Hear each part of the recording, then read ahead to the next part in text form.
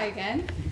So our final piece this evening is an excerpt of Samuel Beckett's play entitled Play.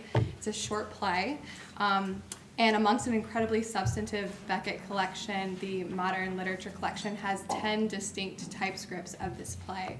And my connection to this is that for my senior honors thesis, I worked directly with these typescripts and very closely with Joel, and I was assessing the revision process of this play. So I looked at all 10 typescripts and how the communicatory properties evolved over the typescripts.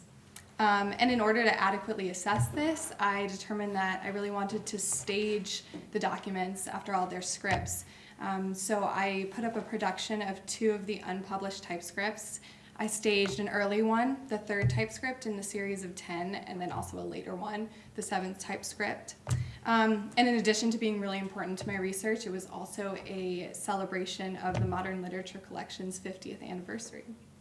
So the PhD faculty, Andrea Urice, Rob Henke, and Julia Walker, will be reading the first half of the final published version of Play, and I will be reading these stage directions.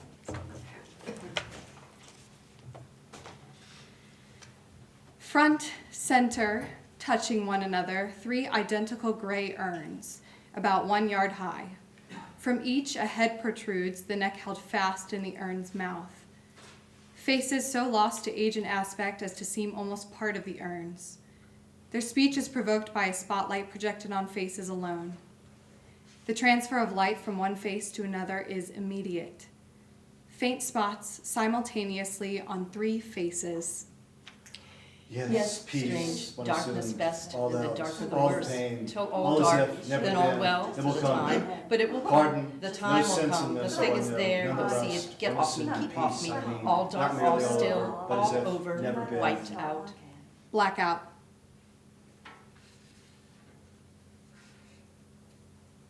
Strong spots simultaneously on 3 faces.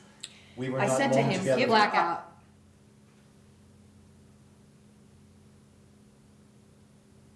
Lights up. I said to him, give her up. I swore by all I held most sacred.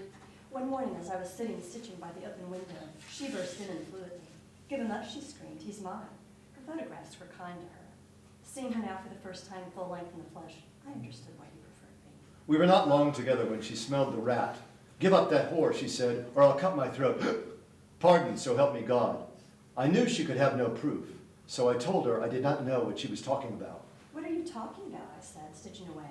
Someone yours? Give up whom? I smell you off him, she screamed. He stinks of bitch. Though I had him dogged for months by a first-rate man, no shadow of proof was forthcoming, and there was no denying that he continued as assiduous as ever. This and his horror of the merely platonic thing made me sometimes wonder if I were not actually accusing him unjustly. Yes.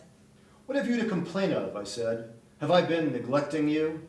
How could we be together in the way we are if there were someone else?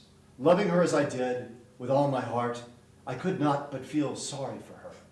Fearing she was about to offer me violence, I ran for Erskine and had her shown out. Her parting words, as he could testify if he is still living and has not forgotten coming and going on the earth, letting people in, showing people out, were to the effect that she would settle my hash. I confess this did alarm me a little at the time. She was not convinced. I might have known. I smell her off you, she kept saying. There was no answer to this. So I took her in my arms and swore I could not live without her. I meant it, what is more. Yes, I am sure I did. She did not repulse me. Judge then of my astonishment when one fine morning, as I was sitting stricken in the morning room, he slunk in, fell on his knees before me, buried his face in my lap, and confessed. She put a bloodhound on me, but I had a little chat with him. He was glad of the extra money. Why don't you get out, I said, when he started moaning about his home life. There's obviously nothing between you anymore. Or is there? I confess my first feeling was one of wonderment. What a male. Anything between us, he said. What do you take me for, a something machine? And of course, with him, no danger of the spiritual thing.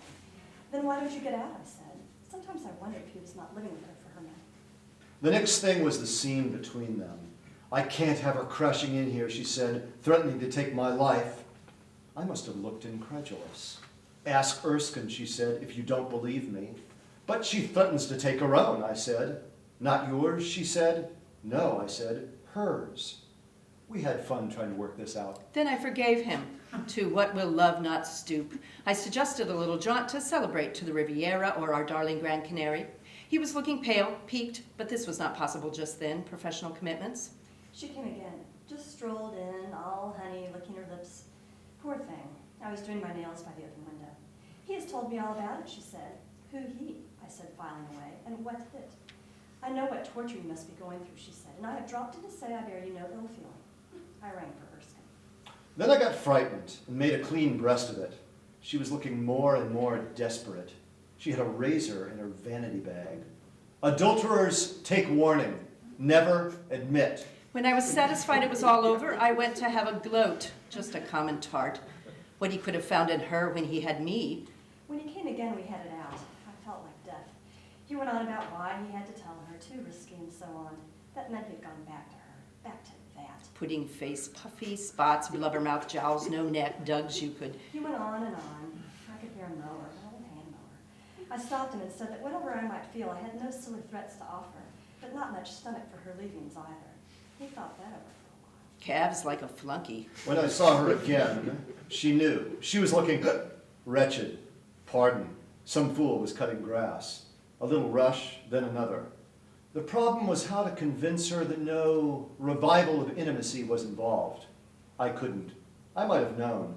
So I took her in my arms and said I could not go on living without her. I don't believe I could have. The only solution was to go away together. He swore we should as soon as he'd put his affairs in order. In the meantime, we were to carry on as before. By that he meant as best we could. So he was mine again, all mine. I was happy again. I went about singing the world. At home, all heart to heart, new leaf and bygones, bygones. I ran into your ex-doxy, she said one night on the pillow. You're well out of that. Rather uncalled for, I thought. I am indeed, sweetheart, I said. I am indeed. God, what vermin women. Thanks to you, Angel, I said. Then I began to smell her off him again. Yes. When he stopped coming, I was prepared, more or less. Finally, it was all too much. I simply could no Before longer. I could do anything, he disappeared. That meant she had won. That slut. I couldn't credit it. I lay stricken for weeks. Then I drove over to her place. It was all bolted and barred, all gray with frozen dew. On the way back by Ash and Snodland. I simply could no longer. I made a bundle of his things and burned them. It was November and the bonfire was going. All night I smelled them smoldering. Blackout. Thank you.